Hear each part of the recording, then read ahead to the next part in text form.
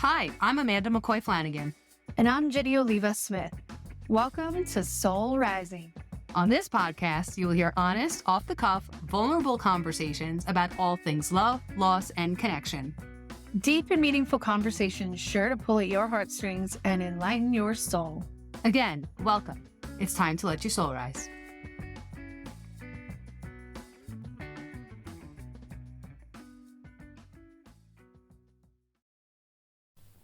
Self-love, a modern-day buzzword, one that feels fleeting almost.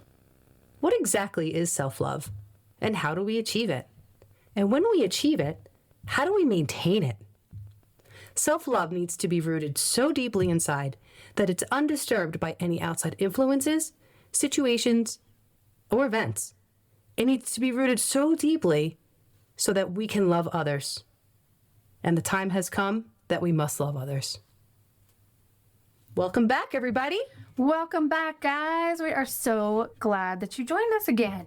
Yeah, so on this show, on Soul Rising, this show is where we explore all of our emotions bravely and boldly, and we step into those uncomfortable situations in order to bridge connection to ourselves and then to others. And some of these conversations have not been easy. No, they have not. The fact you guys are back here, seriously, you get the gold star, because last week was a tough one. Last week was a heavy one. I want to thank all of you out there that listened, all of you that gave feedback, all of you that were so supportive. There's a lot of people out there that probably heard stories, I know for myself anyway, maybe they hadn't heard that story or didn't know it, and it was difficult for them to hear it, but also healing. So I just want to thank you guys, because it was an intense one, but that's what life is, right? I mean, we're going to have those times where we're really diving deep into these conversations that are not easy, but they're the ones that are tucked away in the basement that we need to talk about so we can figure out how to get back to connecting to each other. Yeah, totally. That's why we're here. That's why we're doing these shows. And we're so glad that you're willing and that you are brave and that you've come back. Yes. Right? Because if you listen to one of them and it stirs something ugly inside and you're like, oh, I don't like how I felt, so I'm not gonna listen to that one. I'm gonna listen to something a little bit more pleasant. Right. So you guys are awesome. Like Ginny said, we commend you for stepping into these uncomfortable emotions. Absolutely. Because it's time. Surely none of us has the ability to solve all the problems outside of each of us. We know that. It keeps compiling. If you look at or listen to, anything that we're being fed, it's like everything, it's already ended. The world's ended 6 times. I don't know if you guys know, but we're in Armageddon again. Yeah. We're in Armageddon. So the thing is, it's like there's so much, and when we stop and try to be like, we got to solve all these problems, and we can only solve what's within, right? In the skin we live in. And we feel like if each of us can be working on that, at least, if we're all doing that simultaneously, maybe we'll just be Arma and not Armageddon. Yeah, totally. And the reason why we want to talk about self-love today is because self-love is that bridge. It is the bridge, obviously, to yourself, to your soul, to your spirit. And when connected with that self so deeply and loving yourself, knowing your goodness, knowing your glory, knowing who you are, feeling empowered, feeling your light, you're going to be able to see that in other people. That's right. You cannot see anything in anybody else that you do not already possess, for good or for bad. That's true. It's so true. I kind of feel like, and it's funny, I laugh at times because I can give my daughter and my son so much advice. I'm just know all the things, right? I tell them all this great advice, and 99% of the time it's advice I should be listening to, but I'm always talking about how we are projecting out, and what we see in others is like a reflection of what we're seeing on the inside of ourselves. Mm-hmm. But yet we're looking for people outside of us to confirm what is on the inside. You know, it's like, we're like, hey, show me, please. Oh, do you accept me? Do you think I'm great? Mm-hmm. Am I smart? Am I this? Am I that? And I'm looking for somebody to tell me. Meanwhile, it's just already what's internally inside of me. I am looking for that in other people versus just being that and then shining that out, and that just coming back to be the truth and giving people the permission to do the same thing. And what's interesting is that people can tell you until they're blue in the face how wonderful you are. They can give you the approval all day, all night. But if you don't truly feel that about yourself inside, it's just going to roll right off your back. It's not going to stick. No. It is not going to believe it. stick, so But you we have to feel it first. You notice, and I don't know if this has been you in the past, I know for me, like through childhood and just even as an adult, that I constantly keep going back to the same people who 100% do not have it within them to give me the response I'm looking for, but I still go back to these people. Oh my gosh, I feel less than, I don't feel enough. And I bring myself back to these same people who definitely can't show that to me. It's a weird thing. Have you done that? Just like cycles of that? Yeah, definitely. And that speaks to something I actually wrote about in my book. And I think we'll do another episode on that completely. It speaks to just kind of recreating this. It's called emotional abandonment. Recreating this emotional abandonment over and over and over with this hope that we're going to heal it. We're finally going to heal it through this relationship. We don't realize we're doing that. Like recreating it, you mean? Yeah, we sense characteristics in people that show us parts in ourselves that need to heal. But if we're not ready to do that work and we're just looking for that person to fill the void, right? If we're not looking to heal. So this is a very deep and heavy topic. So I think we'll save that for another show. Yeah, for sure. But yeah, we look at these outside influences to convince us. And like I said, it's never going to stick unless you feel it yourself. Right. So today I just want to give you guys a little rundown of what we're going to talk about. First, how to achieve limitless love, which is something that is going to continue to grow and grow and grow. Self-love is not something that you step into and that you feel and that you're good.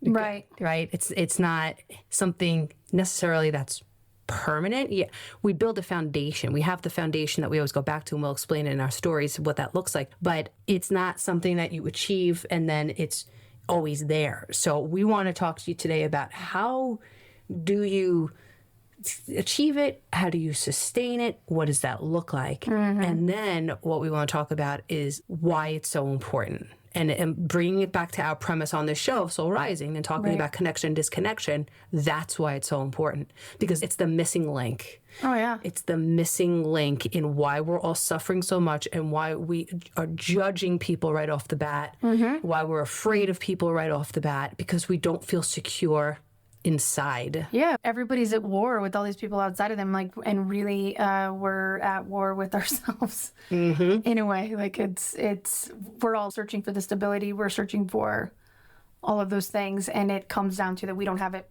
within ourselves. Yeah, because like I said, it's not something that you have and then it stays every single day. You're going to wake up like a light switch. I feel so great. This is great. Everything's great. No. But if you think about it, if put yourself in the same day, right? Like say Monday you wake up and you're feeling good. You go to work, you get your coffee, you read your paper. You do read the paper. Who the hell reads the paper anymore? I like your time travel story, Amanda. I love this. Were you time traveling? There was a newspaper. This is fucking cool. Ooh, sorry. In my world, we're still reading newspapers. I love it. So my brother actually, golly, how many times are we going to talk about you? We got to get you on this show. Do you want to be like an exec producer or something? No, this fool reads a newspaper. He still does. That's awesome. He has it ordered and it's like dropped off at his house. That's fantastic. He's the only weirdo. I love it. Awesome weirdo. I love it. That reads a paper. So picture yourself having the same day, the same exact events are happening. You have a phone call with your best friend, or you book a trip here, or you step in a puddle and you get your shoes full of water. Good things, bad things, right, are happening in this day, and it's the same exact day on Monday, and it's the same exact day on Tuesday. But on Monday you wake up and you're feeling this sense of fulfillment, of wholeness, of a sense of self, of an empowerment, of I'm good, right? But Tuesday you wake up in a shitty mood. And you wake up and you're full of self-doubt and you're full of fear and you're questioning everything and you're questioning yourself. You don't like how your jeans fit. Your hair doesn't look right. You're just a mess. The only difference is your perception. Right. Monday was good. You're processing all the information totally differently on Tuesday because you woke up in a really bad mood. Yeah. So because Monday I was good, it was a good day, but it was the same exact day on Tuesday, but it's shitty. It's all in my head. It's like a filter. It's like a filter. Yes. We're seeing it through a different filter, how our internal self is. So our point, I guess, of this show is to show you guys how we step into those really great feelings. And when they leave, because they always leave. They do. Well, yeah. Always leave. How do we get it back? And how do we get back to that quickly? Right. How do you recover? Yeah, that's a great question. We were talking about that earlier. Because I think in my mind I always see pictures of other things. Like that's how I relate. I associate certain things. And thinking about a surfer, they catch a good wave, they ride that wave. It's an amazing ride, but they don't ride it forever. Metaphor Ginny. Metaphor Ginny is coming out to play. That's me, you guys. Just get yourselves ready. Yeah. But yeah, the riding the wave. Yes. That's not going to be the same wave every time. And sometimes it's just going to toss your ass onto the beach, and it's not going to be great either. You got to swim back out. Yeah, and the wave's going to, crest. It's going to be great. It's going to be glorious. It's going to be beautiful. You're going to ride that thing. It's going to be smooth, and then it's going to just pan out. Yes. And then there's going to be nothing, and you're going to be laying, right on the sand. You got to get back up, and you got to get back out there, right? That's life. I feel like a lot of the concepts that are running around the personal development world, I think, are very difficult to achieve. I think we're like setting unrealistic, this bar. Yes, unrealistic. And yes, that's the word, unrealistic. It's setting this bar super high. And and we have to account for, especially being women. I think I'm like perimenopausal. I don't even know. I got some crazy hormones going on. This is a week. This last week was terrible, guys. The shootings have really got me in this crazy place. And my book's coming out in 4 weeks. I got a lot of emotions. I got a lot of stuff coming up. It's a lot. So I lost it. I lost that sense of self, and with that sense of self goes to self-love, right? My sense of self encompasses a lot of different things, but the self-love is part of it. I have to tell you, and I'm sorry to interrupt, which is amazing, and I'm super grateful, like, even that you share that, because you come off, and I think even people who hear you that aren't even around you, I get to see you, I get to be around you, but you carry a very stable, confident way about you all the time. In your speaking and who you are and how you present yourself. So to know that someone like you, who just seems just like you've got your stuff together all the time, can also, you know what I'm saying though? Like you're somebody too, like I think you have a good guard for me to know. And even just other people out there know that even somebody like you, who to me, you have it together all the time, that even you can have weeks and days of not feeling that. Thank you for saying that. I mean, like, I've done a lot of work on myself over the past decade and a half that I've been in sobriety. So most of my days are fairly good. I have a pretty good lens that I see the world out of, and I know how to put things in perspective very quickly. So when stuff comes up for me, I know how to reframe it in a way and change that self-talk or change the story. I just finished up another 5 years. I was in therapy and out, but I just did a solid 5 years in therapy since my brother died. And shit hit the fan with my marriage, and, stuff was going on. And what she taught me was to tell myself a new story. One of the greatest things she said was, okay, so you got this story going on. Ask yourself, say this question, but what if that's not true? What if the story I'm telling myself is not true? Right? So then I have to go back and I have to get very honest and say, where is this coming from? And then I can create a new story based in reality. And that changes my whole shift. So I think I'm pretty good at doing that, but I definitely still have times where I'm just... feel like your compass is broken. Yeah, I'm just depressed, or I just don't know what end is up. I'm lost and I'm trying to meditate and I can't ground. That's how this week was. I tried. I'm sitting in my meditation cave. Yeah. The fort people. The fort was very difficult to make today. It was, but it's up. It's up. The Pliffer.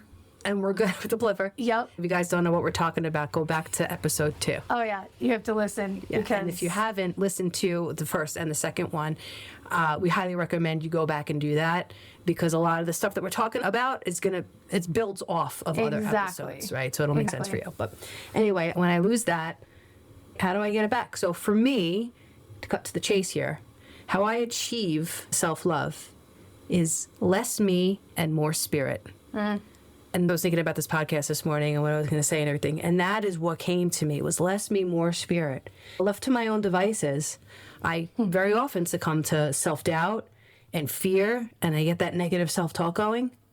But when I allow, which allow is one of my all-time favorite words. It's the title of the last chapter of my book. Is it really? Yes, allow. I love that word, because it just opens me up for spirit to come in and to move within me, right? What we talk about recovery, the main purpose of those 12 steps is to allow spirit to move in and through me so that I can be of maximum service. Right, and to do what I could not do in my own ego and my own for self. myself. Yeah, stuck in ego. 100%. So that whole more me, that's more ego. And boy, does it get wounded fast. And it needs all this. It's a synthetic. It's not real. No. It constantly needs to be filled. And it never ends up being satisfied. Like it's. Yeah. And I have to keep creating these stories to satisfy it. And it's just so exhausting and it's so much work. But when I can allow spirit to move within me, I can feel the love that it has for me. I can feel spirit living within me. I had a therapist tell me a long time, she used the phrase big G and little g.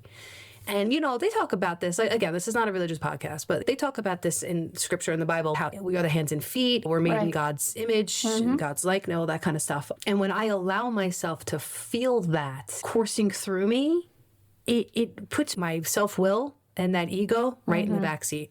It takes a back seat. There's just no room for it.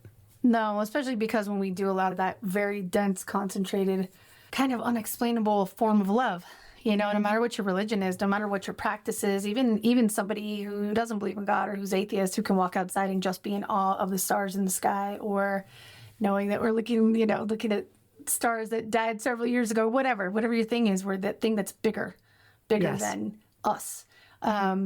It ends up coming to this just concentrated form of love. That's the closest thing we can tie it to when you're letting spirit, when you're allowing that in, or the awe even, just to, again, I know people who are atheists, I know people who are agnostic, who can still be moved by the enormity of, again, a night sky. But you detach from that ego place. Yeah, and you can't deny it. When you tap into that source, you cannot deny that there is something greater going on out there. And whenever I tap into it, it feels very magnanimous. Yes. That's not even how you pronounce it. I looked it up the other day. It's magnanimous or something. There's no N at the end. And we got the true definition also. Thanks, Yanni. Yes. Again. Thank you for that. Yes. So the definition of magnanimous is this it's very generous spirit. It's benevolent. It's very kind. It's very forgiving. It's just this beautiful spirit. And that is what, to me, the universe feels like. It's this all-encompassing, abundant love, this benevolence that I can't sometimes just conjure up on my own. I have to search for something else outside of me and then allow it to come in and to move me. And then it's not so much work to put the self-doubt and the fear, because all of that feels very obsolete. Right? Like when I'm feeling this big force, all that stuff feels very irrational. Yes. It's not even on the dashboard. You're not even really thinking about it once you allow all the rest of that in. Because the feeling that you get from the stability is so much more weighted than the insecurities and everything else that comes about. It's just too big to deny. And when you come to believe that this thing lives inside of you, that it's not this force outside of you, once you invite it into your heart and into your soul, it takes root and it becomes a foundation. It becomes a reality for you, and it becomes part of your identity, and it becomes who you are. So much so that when those other feelings of self-doubt and the ego creep in, by practicing being in tune with that other spirit and source, when those other things come in, they go out rather quickly. Right. You got to practice. It takes practice to invite this thing in, embrace it, embody it, feel it, let it become a part of who you are, so that when these other outside things affect you, and they will, because we're human beings. We are not all spirit. We're human. We have these things in our brains that are there for a reason. I mean, they make life challenging, and that's the point. But when you start to be more with the spirit and the source, the self-will and the ego self starts to dissipate very quickly. You don't need as much. You don't need the validation as much, because when you're in that place, you're already filled up. You're not empty. I wrote in a recent blog, I put my blog out last week, about this. I said something like, you don't need something so badly when you already possess it. Exactly. That's it. I don't need to grasp for that outside validation when I already feel it within. Yeah, your tank is full. Yeah. You're not having to try to figure out how to fill these empty spaces, because it's already there. And that's a great way to tie in, I mean, even as we're talking about this with self-love. Is it extreme self-love? Is that what we were saying? No. Or I said limitless self-love? Limitless self, yes. Like that it can keep growing and growing and growing? Yes, yes. Mm-hmm. There's just so much tied to that. So what does it look like for us? How did it begin? How did it start? I think we want to give you guys some stories here. For me, it started, I was always like the youngest kid on the block. There were like all these kids out playing all the time. And I was always the youngest. And there were a couple of other kids and family, friends and stuff like that my age. But I have 2 older brothers.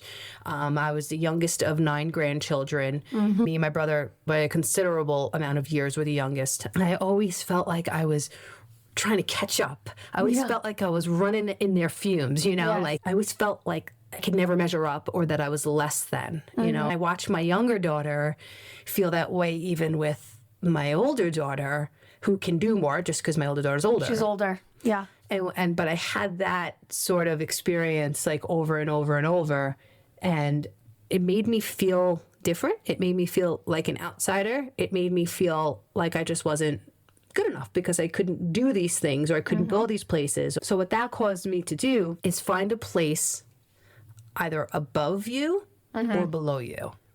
I didn't know how to be with you or with anybody because I didn't feel like I fit in.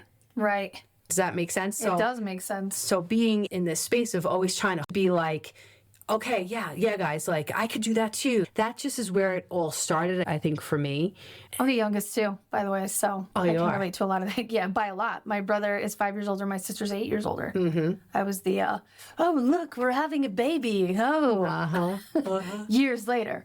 So yes, they both were a lot older than me, and a lot of my cousins, same thing. I almost fell even in a weird island of so many of my cousins, majority, 80% were much, much older.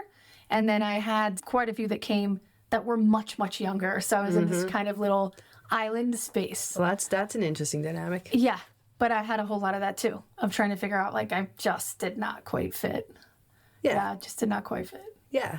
And I think that's probably where this lack of self-love, self-esteem, self-worth, all this stuff was rooted in me. Mm-hmm. And I was afraid to show up as my true self because I was always trying to be something else. I was always trying to be like those older kids or what you wanted me to be because then it'd be cool and then I could fit in with you, right? So I didn't even know who I was because I was trying to be somebody else. Mm-hmm.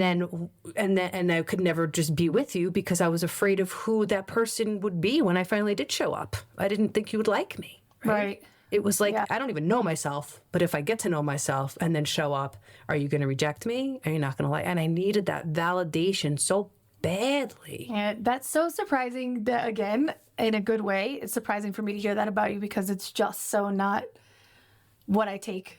Yeah, like I mean, like people that know me now, I remember I had told somebody, I don't know, a while ago that I used to smoke. I smoked cigarettes for 10 years. Yes. And they're like, you smoked? Like, they thought it was like this goody two-shoes, You're like, you don't even know the things I did. Yeah. So, and it's interesting, we talk about that in recovery too. Like, we can't imagine each other drunk. Like, my husband's sober, I'm sober, like we've never seen each other drunk. Yeah. And like, I'm sitting here, with you. Yes. It's like to picture you, like, crazy I can't even imagine. Crazy insecure. And this kid and I was filled with tons of anxiety I look back at that now and it's like, I had tons of anxiety out the gate. Mm-hmm. Out the gate. Yeah, and me constantly needing all this. I don't know if you grew up a sensitive kid, but I was crazy sensitive.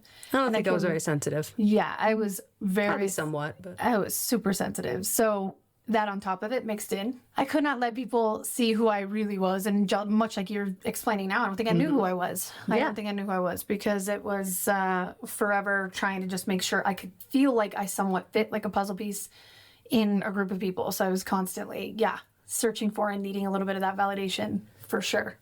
Yeah. And in order to protect myself from you actually seeing me and probably not liking me, I needed to keep a little bit of distance from you. I could never be all in. I'm doing a lot of plugs for my book today, guys. You really are. Not even on purpose. Because it's on the brain. It's coming out in 4 weeks. And it's like... So exciting. everyone needs to go out and get it. What is the release? Do we have a release date? No, probably like the last week of April. It's Okay. called Trust Yourself to Be All In, Save to Love and Let Go. But if you follow me on social media at Amanda McCoy Flanagan on Instagram, you'll get the information. But anyway, this is not about that. So it wasn't really noticeable. Like when I talked to people that I was friends with, or still friends with, but that like I knew in high school or whatever, a lot of them would be like, yeah, that didn't even seem like you. Like you seemed very confident. You seemed very good, stuff like that. But when I've grown over the years into my spirituality and into my true self, I realized I was extremely disconnected from Amanda all those years. And that I did keep that distance because I was living in fear that you would not like me if you found out who I truly was, which for some reason I thought was bad. Probably like I talked about last time from the sexual traumas and the shame and all that. When I was in therapy, one of the first times back in 2009, I was engaged and I wanted to address, I knew there was stuff. I didn't know what, but I knew there was stuff that I didn't want to carry certain things into my marriage. And my therapist at the time, her name was Colleen, she pointed out to me that I have emotional intimacy issues, that I'm afraid to be emotionally intimate with people. Did you know that at the time? No. Or you kind of like, what are you talking about, Colleen? And it made a lot of sense because we were talking about how I was looking to make like close friends and I wanted like this group of women and I was having a hard time. And what she said to me was, why do you keep chasing emotionally unavailable people? You're chasing this one, you're chasing that one, and she's not responding to you. But you keep going after these people who are not able to give you what you need. But yet we repeat searching after the same people to give us something they will never be able to give us, but we keep for the chase almost. Exactly. In a weird way. Yeah, and that speaks to what we were talking about before. And then I came to realize that at that time, I wasn't very comfortable being in people's homes. Like I'd prefer to meet you at a coffee shop. Really? Or I'd have some kind of buffer, like a third person. Were you the same way about having people in your home, or was it specifically you being in other people's homes? I'm just curious. Like, was it? I think it was both. Okay. I think it was both. This guard. Like, I mean, of course, I had some very close friends that I let in, but like, for the most part, especially if you were new, I wanted to make sure I knew my role. Like, I knew my place. I wanted to know where I stood with you. I needed to have that confirmation that this is how I'm going to act and this is how you're going to act and this is how it's going to go. It was like this massive control thing to control uncomfortable situations or outcomes or, being vulnerable. Really, I wasn't able to be vulnerable. Almost like a chess game. You're like ahead of it. You're like, okay, I need to know how you're going to react when I do this. I need to know how I'm going to feel when you say, what's the personality type? Is there things that maybe rub me the wrong way, like about you, or cause me to feel some kind of way? So being in a coffee shop or taking kids to the park or, and I did this into recovery. Like I said, this wasn't like just something I did when I was an active alcoholic. This is something that I brought into recovery that wasn't brought into my attention until I was sober a few years. I think I was about 3 years sober at this time. Wow. And I saw what she was saying, but I really wasn't able to completely dive into that until later on. Years later, it took about almost a decade for me to really hit that issue head on when it started blowing up in my marriage. But it's just this constant need to feel safe in situations that I was not comfortable just being me because I had no self-love. Wasn't there? I had no self-worth. I had no idea who I was. It's interesting because I think back into my 20s and back into my 30s, I finally, for the first time, and I'm into my 40s, right? So it's like I finally feel that I know who I am. And some of that is probably recovery, a huge amount, I'm sure.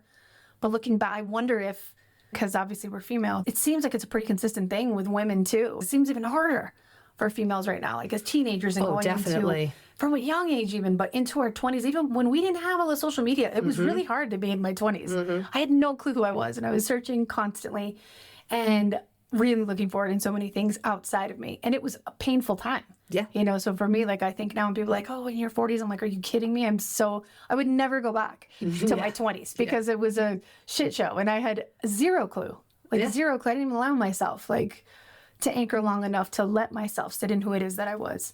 And I wonder, if that's part of the human experience. I'm sure men go through the same thing. I think there's something pretty specific with women too, though. Yes. Like females. Definitely. Yeah. And I think that's all part of coming into your identity and some kind of developmental stage where you're feeling that. I think a lot of people in in this life feel that way, and then they hit this like crescendo of pain, and then it's like, all right, I gotta like find myself. And it's, I think our higher powers and our spirits kind of herald us to come to that healing place, and that's when our true self is born.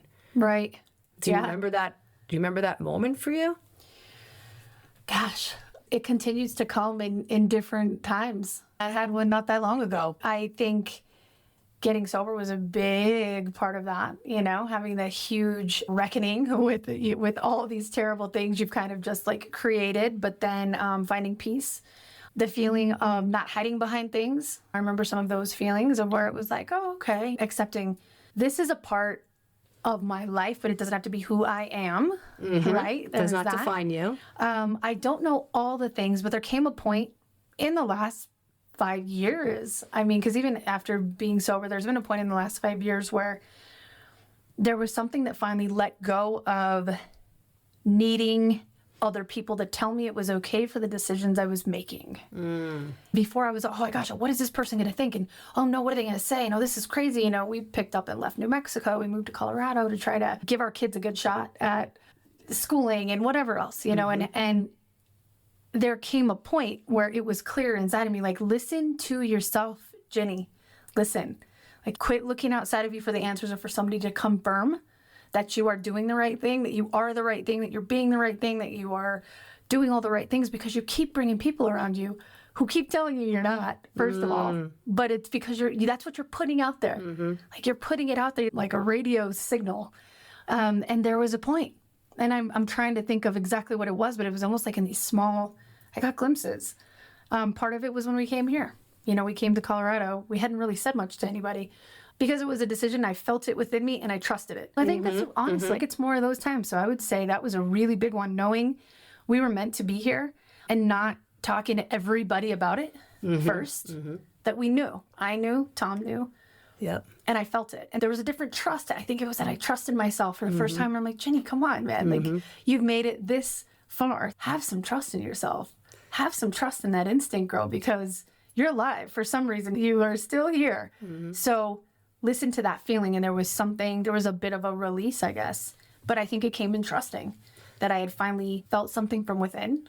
And I didn't have the alcohol in my system to be causing me to be all over the place. And I trusted it. I knew it was a good decision. I think that's kind of how that started, was finally listening to that inner voice, too. That's the other thing. I think my inner voice has always been strong. My intuition's always been strong. I didn't always trust it or listen to it. And in fact, I'm like, no, you don't know what you're talking about. In fact, I'm going to go the opposite way, causing myself all this destruction. And I think those are some of the biggest times, and they continue to be more often now. We practice meditation where you can quiet your mind for 10 seconds, but then it goes off and you bring it back, and it goes off and you bring it back. It's similar to that. I'm getting more of those moments of trusting myself, even when there are big decisions, big things. I just went through that within the last few weeks, making some big decisions about what was going to benefit my mental health and my physical health and the benefit of my whole family. And again, I got to feel it really strongly then. I had zero doubt. Now it's grown even more. So I think a lot of it, that when we talk about self-love, the definition has changed for me now about what it is. And most of it is trusting that girl that's in there, trusting that there is wisdom in there, and that God has given it to me and led me to all these places. We all have it, right? We all have the wisdom from the things we've gone through. And I don't think I've ever trusted it more than I ever have now. And that to me has become finally having some love for myself. That's beautiful. Interesting. Yeah. That's beautiful. And I think every time I had one of those experiences where I followed my intuition, I trusted myself, and then I was able to look back on that experience years later when something else pops up, something big, right? Right. Say, you know what, well, I did that and I trusted that. And for me, it wasn't an easy transition, my move, as it sounds like it was for you. My move took me to my knees. I had a breakdown about a year after we moved here. Yeah.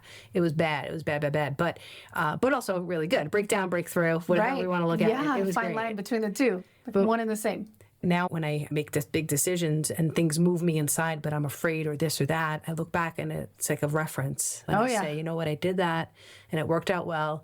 And I changed and I grew, even though it was painful. I went through it, and I like myself a little bit more each time I do those things, and I come closer to myself, and then eventually I learn to love myself. I meet myself in those moments, in those big life upheavals. Like, so we moved to Colorado in 2015 after Hurricane Sandy. That was kind of like the catalyst for us. We lived on a beach town. We lived on a shore town, and there was like 4 feet of water clear across the island. Like, people lost houses. We lost a car. Like, it was just a crazy, traumatic natural disaster. Like, you hear about it or you see it on TV, and it's like, but when it happens to you, it rocks you. So that, coupled with, you know, my husband's a 9/11 first responder, and there's trauma tied to that. And I'm like, you know what, maybe it's time to go, right? Maybe we can give our kids a beautiful lifestyle out in Colorado. So how funny.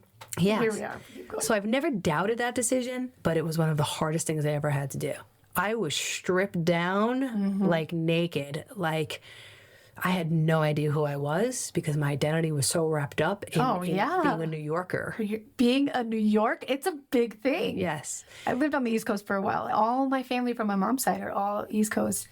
There is something, I've mentioned it before in some of our previous episodes, but there's something very innate in all of you that have grown up on the East Coast. There's and I love that. And I wouldn't change it. I like that. I like that part. It's an amazing thing. But it wasn't really my true core. Like, I didn't know who I was without that, right? You strip all that stuff away.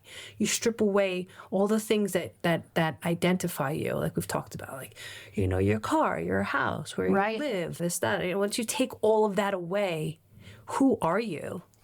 In your core. And I had no idea. I was 9 years sober at this point, by the way, people. And I still had no idea. I had some massive blinders on. I never thought I lived in denial. I was living in a lot of denial. It's crazy how we can still do that. Yeah, about the growth, really, about where I was in my personal growth. I was not as far along as I thought I was. And that experience really took me to my knees. And that's when I really started a hardcore meditation practice because I was so desperate. I was so freaking desperate to shed all of this other stuff and get to know who I was. And that's when I talked about earlier, when I invited the spirit in, I started to become one with that spirit. And I started to love myself. I loved that spirit. I loved that feeling. And I let it come into me. So that was in 2016, all that kind of happened. And then it happened again when my brother died. And that brought me to my knees again. And that made me question a whole lot of stuff about who I was, how I was living, what was going on. And it was just, you know, you question your mortality too when people close to you die. And you're like, if I died today, would I be content with who I am how I'm living and what my life is? Oh God. My friends, my family, like who, like, is what it I've still left life? here? What I've left here? What I've chosen to use my energetic currency doing? Am I going to be on my deathbed, or if I get a cancer diagnosis? We have a good friend going through this right now, and it's like, if I'm going to get a cancer diagnosis that I'm terminal, am I going to be like, wow, I really should have worked another 20 hours at the office because I really needed to get those other projects that I should have gotten, you know? I should have spent more time away from my kids so I could have made a couple extra G's. No, not at all, right? And then we spend like all this time chasing a bunch of the things. I'm going to feel better when I know that we can be in this kind of house. And I know that if I'm working harder, I have more money to do these things or get these things. And meanwhile, like you're saying, if it all came down, and it could, right? Like you're saying, you were faced with that mortality. That's your brother. That's a huge thing because he was here one day and then he wasn't. And that could be the case for any of us at any time. But you having that very intimate experience of that, I can only imagine probably shook you to the core. Shook me to my core. I mean, like, just crazy, just psychologically, emotionally, mentally, so much came up that I had to look at and get real about. Again, the story that I've been telling myself about things that really were not true, that were holding me back from really stepping into my self-love and my true self and who I am. And these stories that I've been telling myself about fear of future loss and pain, and that life has to be painful. And I do believe that a certain amount of suffering is necessary for the growth to happen. But I don't need to live in it 24/7. You don't need to stay in it. Yeah, I don't need to be the martyr. Or repeat, like it's like playing the CD like 100 times in a row. You're like, let's put repeat on instead of like, no, let's move it on to something else. And because on repeat, it's familiar too, even though it's painful. We might not actually like it, but the familiarity feels safer to us than taking a leap into something into the unknown. Who am I going to be? What is my life going to look like? Am I actually going to be happy when I get there? Right. Right. And what is it that's going to make me happy? But also, meanwhile, like the unknown is actually you. Like you're waiting in the unknown. You're already there. You're already there. You're already there. It's just your soul, your spirit is waiting for you to step into that. Yeah. And life is just going to keep coming at you until you become willing to embrace this state of love that you've always been, that you were before you even came back to this planet. And this world, this life is just begging you to step into that light. Yeah. And I believe that's why things are so painful out there right now, is because we're ignoring that. Oh, we're ignoring it so heavily. The idea that no one before you ever in the history of this entire planet or ever again will bring the spark that you bring here. Mm-hmm. And God, the universe, the world, everything is just waiting for you to be like, come on, man, bring the thing, bring the thing that you're the only one who can bring it. Yep. And meanwhile, a lot of the time we're just like, but I need to be more like this thing or that or this person, or I need to chase this career path, or I need to be better at this. And meanwhile, it's like, no, I just need you to accept that you're so incredible. There'll never be another one like you, ever. And what's so cool is that once you step into the space that Ginny's talking about, that's when life actually starts to happen. That's when the good things start to happen. At crazy You're not going to get these good things until you do that, right? Yeah. Like that's what's going on. You need to feel that sense of self-love, that sense of importance with a dose of humility. Right. But with that, I have a purpose here. What's my purpose? That's going to be another show later on. But you got to feel that first. That's what manifestation is. Mm-hmm. You got to get to that place first, and then you start attracting these really good things in people and jobs and homes, whatever it is, because you're aligned with the spirit. Yeah. That's what we're all being driven to. Right. And that self-love is like you finally seeing you the way God sees you. Yes. You seeing you the way the highest level sees you. Mm-hmm. You know, it's almost like we spend a lifetime here, and I often wonder, like, is that the whole reason we're here? We spend a lifetime just trying to see the magic that we contain, the magic that is within us, the beauty we bring, all the things we bring.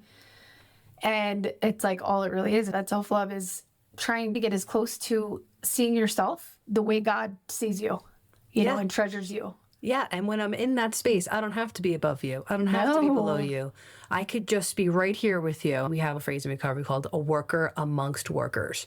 I could just be with you and I'm good. I'm not sitting around worried what you think, because I'm not doubting myself. So if I'm not doubting myself, I'm not going to think that you're doubting me. Right. That's the whole spiritual axiom that goes on. And it's a crazy rabbit hole. I don't know. For me, I look back at how neurotic I could get with really, she might, you know what? She acted so weird. Gosh, her tone was really weird. She must have really not, liked when we hung out, or maybe even at work.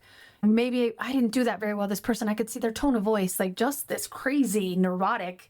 Like replaying it. I can't even tell you how many times I've left situations over the course of my life that I have replayed that conversation. I've replayed that scenario. What did they think? What if I did this? It's exhausting. It's ridiculous. And the reality is they're probably not thinking about that. They're not scrutinizing everything you said. They're thinking about what they said.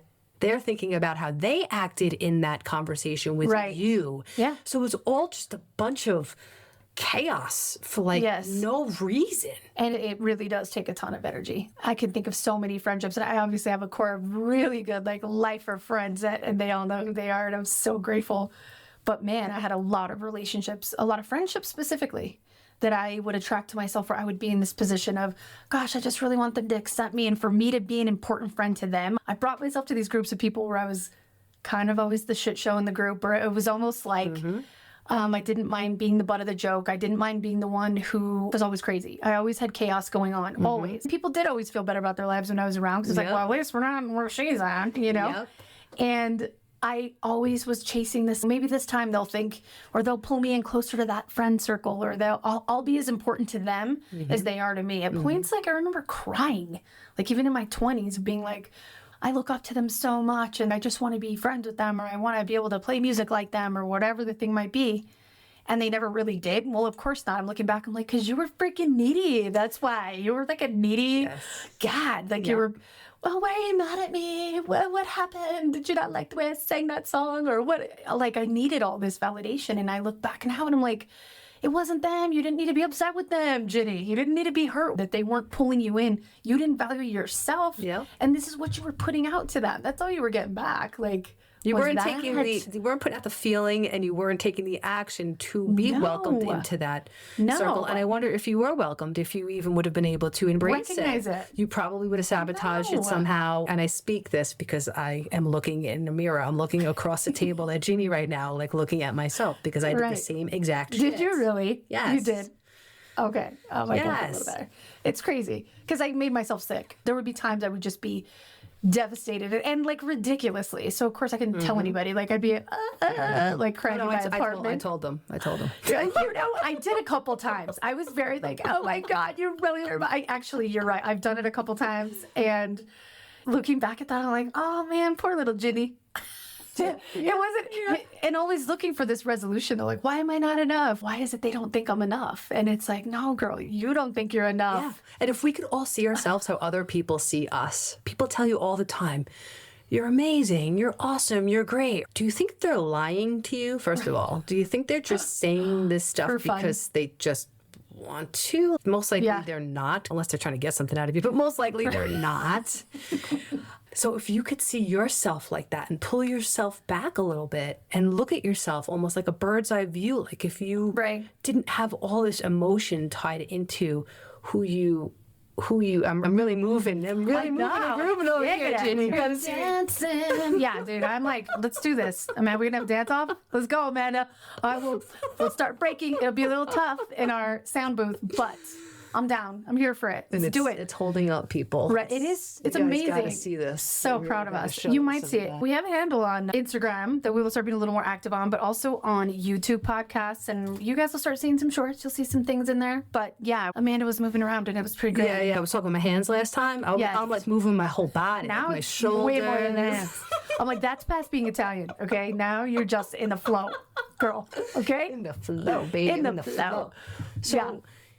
Yeah, so I do all this work and I have all these painful experiences and these breakdowns out of breakthroughs, and now I'm pretty solid. But like I explained at the start of the show, I get these times where I'm just rattled. So then how do I come back? Yeah. How do I come back? We talked about how to get to that place, and then when it goes, how does it come back? For me, it always goes back to humility. I have to recognize when I'm in some sort of fear or self-doubt, it can quickly shift into ego, and I can quickly go into that overdrive place where I'm in control mode. And trying to fix everything? Trying to fix everything, trying to fix myself. I'm trying to talk myself. Self-talk is good, but sometimes it just doesn't cut it for me. Sometimes I need something much bigger than me. So again, it's going back to that spiritual place, which is why meditation is so important. Quieting down. Yes, getting quiet and grounding. I have this meditation where I picture tree roots extending from the bottom of my feet into the core of the earth. That's a very common grounding technique. You know, and as the weather gets nicer, walking outside barefoot and really connecting to nature and connecting to spirit, which is my true self. And then I'm reminded again, like, oh, Amanda, why are you doing this to yourself? You're good. Like, you're good. Like, you're good. Like, just stop. Turn the committee off in your brain. And such a committee. And They're allow. judgy, too. Yeah, very judgy. I said a-holes. I didn't see. Did you guys see that? I caught myself. Those jerk faces. They're a bunch of assholes. They're such jerk faces. Jerk face. Because I'm a foul-mouthed people. I'm working on it. Okay? But jerk face. Well, that guy was so jerk-like. He's an asshole, is what he is. Just go for it. It's okay. They're going to slip in there. But yes, yeah, the committee, you're right. There's like this committee of crazy, off the wall, ready to just like antagonize every part of your insecurity. And you're like, let me listen to them for a while.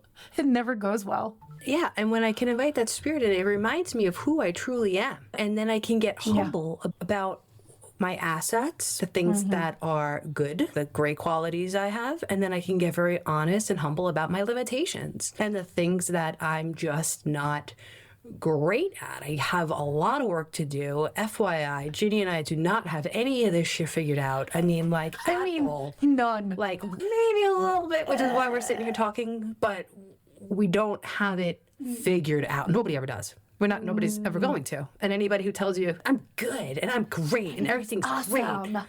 great, Full crap. they're lying to you. They're lying to themselves, really. Yeah.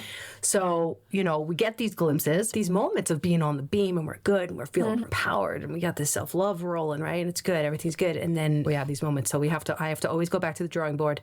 And to me, that drawing board is meditation and it's spirit and it's reminding myself of who I am. An old sponsor of mine gave me this great exercise to do when I'm all jammed up. It's a gratitude list, but it's a gratitude list on steroids. And part of this gratitude list is writing 5 attributes about yourself every day. Different ones. Different attributes. You got to try and find something different. It's hard. Give me an example, Amanda, of this list. You speak up. It could be anything like, oh, I have pretty hair, or I have nice skin, or I'm a good friend, I'm a good listener, or I'm a good gardener, I'm a good baker, or I'm deep, I'm philosophical, or I'm, whatever these things are that you, because not everybody's going to think that those things are great, right? But that you view as an asset, an attribute of something that you like about yourself. And over time, it gets difficult to keep coming up with 5 attributes every single day. And I did it for probably a good 9 months to a year, and I definitely repeated things. But that was really good to identify, identify, then solidify these parts of me that really were pretty okay. Now I can look in the mirror. The default is not, you're a piece of garbage or this or that, and then over years of being in recovery and trying to live right and do all this kind of stuff, you kind of learn to like yourself because you're becoming a better person, right? Yes. So finding all those flaws and all those bad things are not as obvious, but there's definitely things inside. Like, I'm a pretty good parent, but I could probably work on the, the time and the attention. Less so.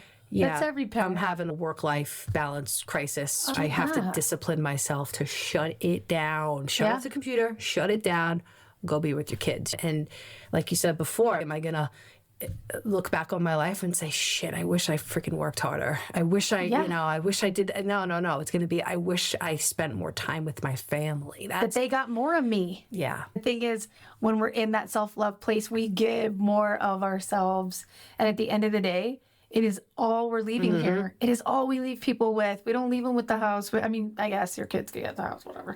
They can sell it. I guess they can go on vacation. But anyway, what people remember, the things we leave ourselves, and we don't leave that unless we let ourselves be ourselves. We have to let ourselves get to know who that person is first and to love that person. I love what you said. Like, when we're feeling more self-love, we want to give more of ourselves to others because I feel that I'm worthy of giving myself to you. Yes. And when I'm in this other space of not liking myself and I'm fearful, I'm consumed with self, all of that, that ego is all about me. But when I'm in this other space, then I can give of myself more. I can connect more.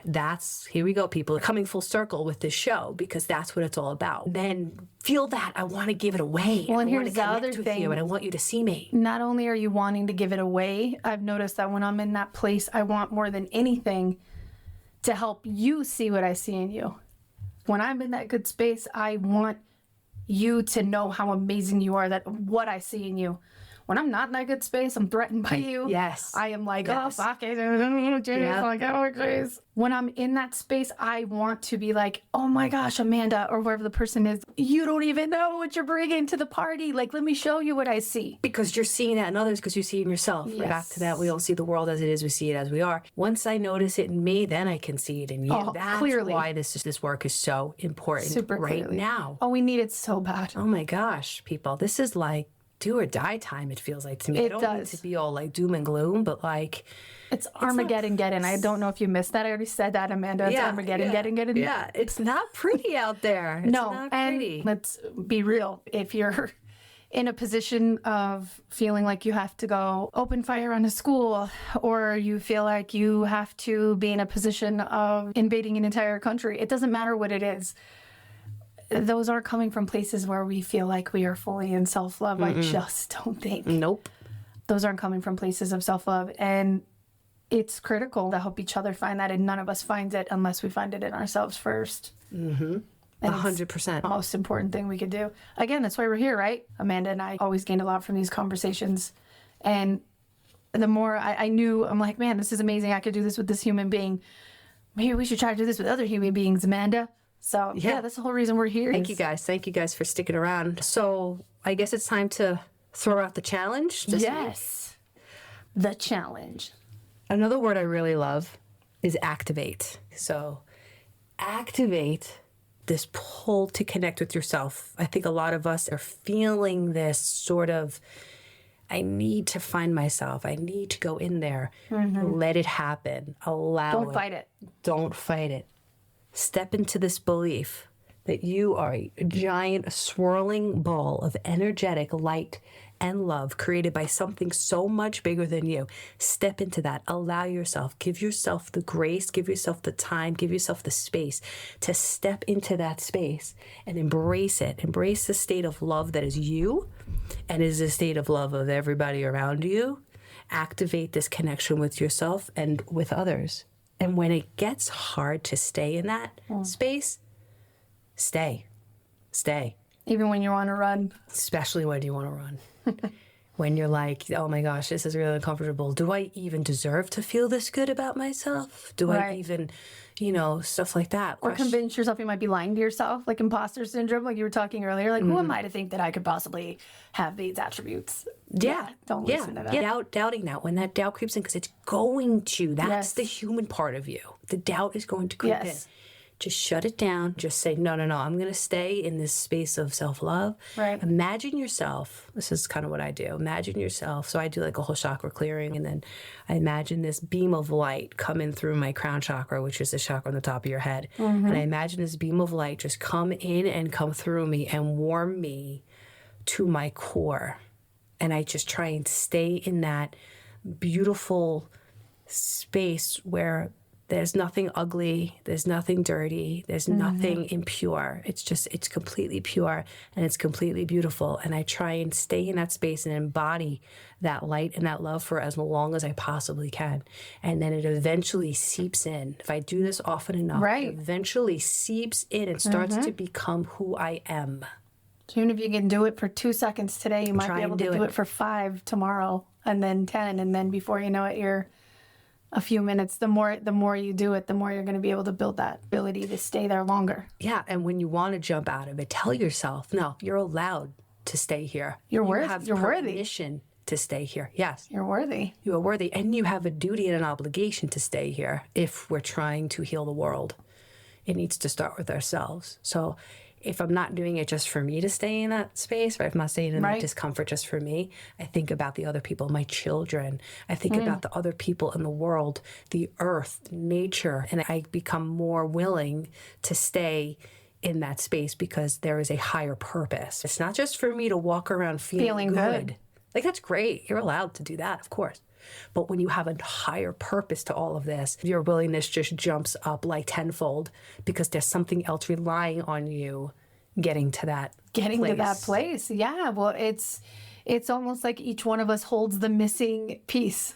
Like really, it's the truth. Exactly. Each one of us is here with something very, no one else carries what you carry. Nope. And when you let that be present here in your life, and you bring to the table what it is you are here to do and to love yourself in that way, each person you're around, you're helping them do the same exact thing. So each one of us is like legitimately a missing piece of an answer. Love that visual. Yeah, because it's important. Puzzle pieces of the earth, of the planet. It sounds gigantic, but it's true.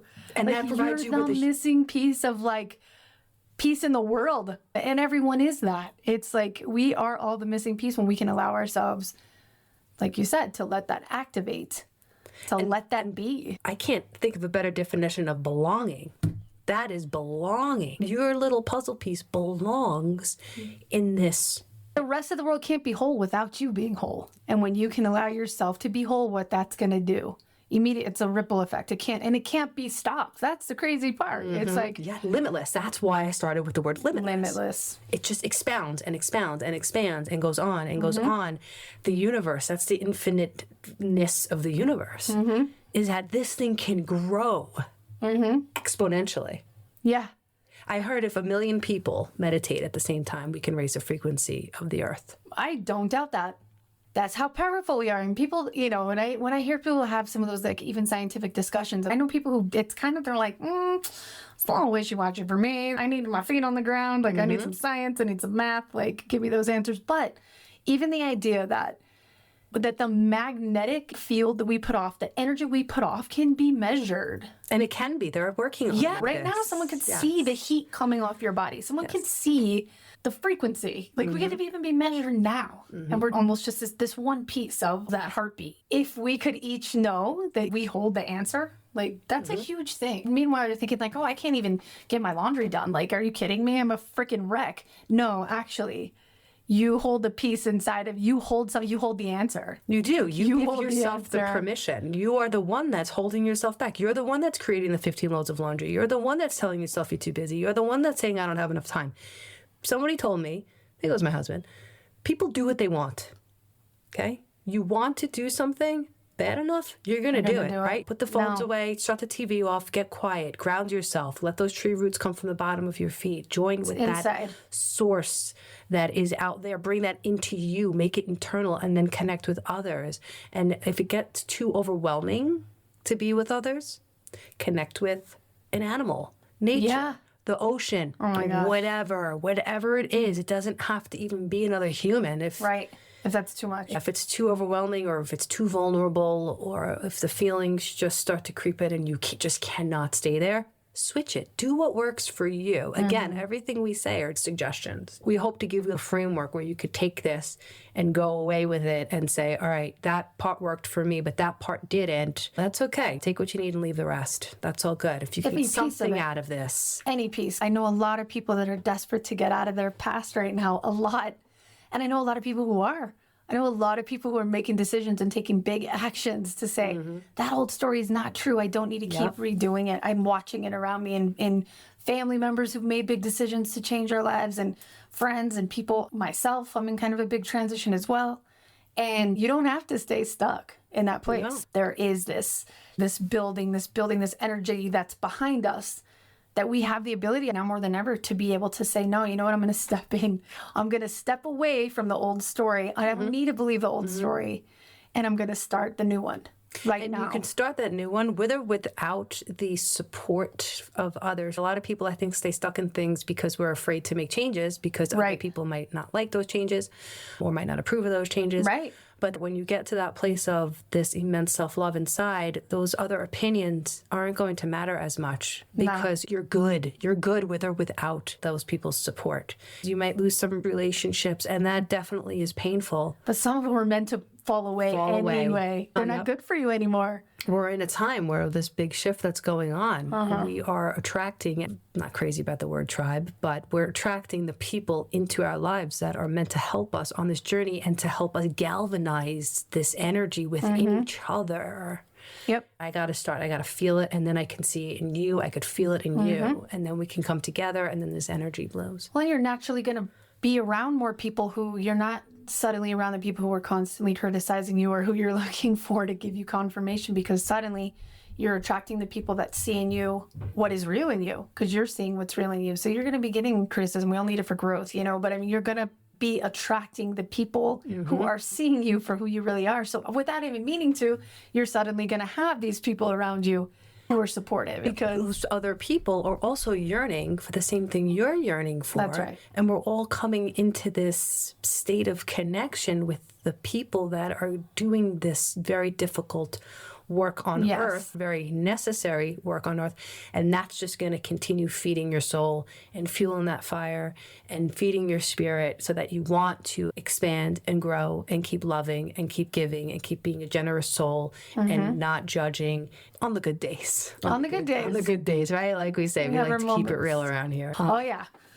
Oh, yeah. That's those judgments. But yeah, embracing your magic. You're magic, man. And what you have to bring here is incredibly important, and the world needs it.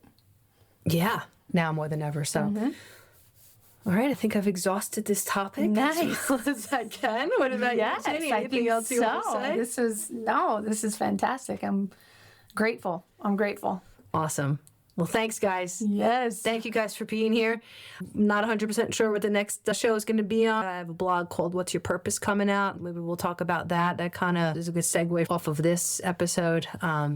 And how Ginny and I have found our purpose for this moment in life. Yes. Because that purpose continually changes and grows. It does, and sometimes it can surprise you. Life can go in certain routes where all of a sudden things are in upheaval and you're like, oh shit, it's because I was supposed to be led to this purpose thing. Yeah, you get smacked right across the face sometimes. I love that that's going to be what our next show is about because boy, all right, let's do it. We'll do that. Yes. So what's your purpose coming up in 2 weeks? So thank you guys. Remember, follow us. Yes. I don't know. Do all the things. Share it. Review it. Comment. Yes. Can you comment? I don't even know. Follow us. You can. Yeah. You can. Yes. Follow us on Instagram. Yeah. And that is Soul Rising Podcast. Yeah. It's the @Soul Rising Podcast. We will be on YouTube as well. YouTube podcast YouTube format. is coming. Ginny's going to be our YouTube mastermind. Yes. I'm so excited. All right, guys. We love you. We love you guys. And go find your magic. Bring it. We need it. Totally. See ya. Bye.